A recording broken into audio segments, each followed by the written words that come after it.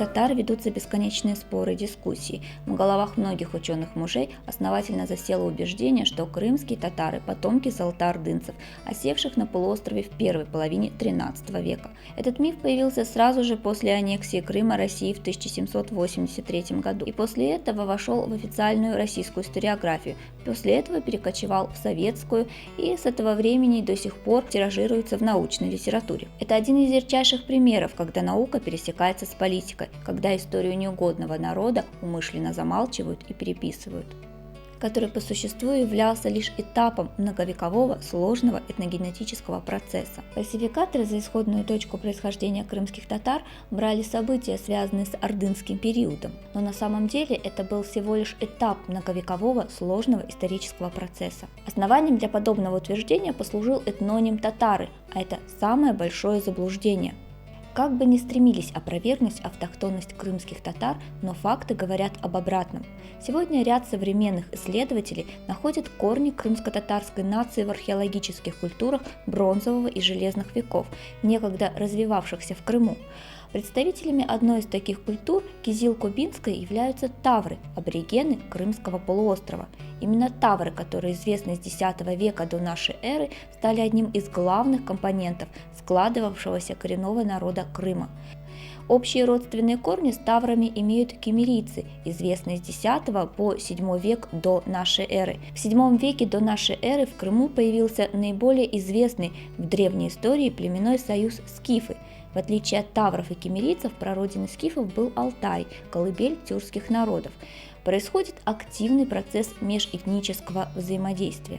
Далее эллины из Милета, сарматы, булгары, даже римские легионеры, готы, гунны, печенеги – все они волна за волной в разное время приходят на полуостров, принимая активное участие в интеграционных процессах. Они взаимно обогащают друг друга, вместе с тем сохраняя свои черты индивидуальности. Так готы принесли в Крым христианство арианского толка, а с появлением гуннов распространился культ и вера бога Тенгри. Кровь многих народов гармонично вливалась в плавильный котел на протяжении тысячелетий, формируя крымско-татарский этнос. Все же отдельного внимания заслуживают кыпчаки, одно из многочисленных тюркских племен. Они пришли во второй половине XI века в Крым и заняли весь полуостров, кроме его горной части. Согласно письменным источникам, кыпчаки были по большой части светловолосыми и голубоглазыми людьми. Удивительная особенность кыпчаков в том, что не они ассимилировались, а ассимилировали в них, то есть они являлись ядром, к которому как к магниту притягивались остатки племен печенегов, болгар, алан и других, принимая их культуру. Их столицей на полуострове оставался город Сугдея, современный Судак. К XIII веку они окончательно слились с местным населением, перешли от тенгрианства в ислам.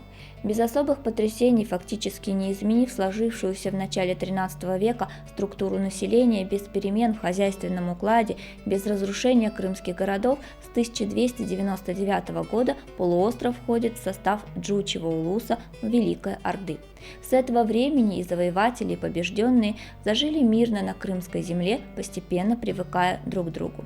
Итак, с XIII века на полуострове присутствовали уже почти все этнические компоненты, другими словами, прародители, из которых только спустя 2 столетия сложится новая нация – крымские татары. Примечательно, что еще до возникновения Османской державы на полуострове появляются первые переселенцы из Малой Азии – это тюркские племена сельджуки. Говоря об этническом составе Крыма, сложно обойти вниманием итальянцев, а если быть точными, то венецианцев и генуэзцев. Они пустили здесь свои корни и со временем полностью растворились в крымских татарах. Таким образом, довольно сложно на протяжении веков складывался этногенез современных крымских татар, в котором принимали участие нетюркские и тюркские предки. Именно они определили особенности языка, антропологический тип и традиции культуры этноса. Современные крымские татары состоят из 3 основных субэтнических групп – южнобережные, ялы-бою, горные, предгорные крым-таты, степные, нагаи. Что касается этнонима крымский татар, а точнее татары, то он появился в Крыму только с приходом ордынцев, когда полуостров вошел в состав Джучьего улуса Золотой Орды. А как выше было сказано, к этому времени на полуострове фактически сформировалась новая нация. Жители Крыма стали называть татарами, но это ни в коем случае не означает, что крымские татары являлись потомками ордынцев. Собственно, этот этноним впоследствии унаследовало молодое Крымское ханство. На сегодняшний день процесс этногенеза крымских татар еще не завершен.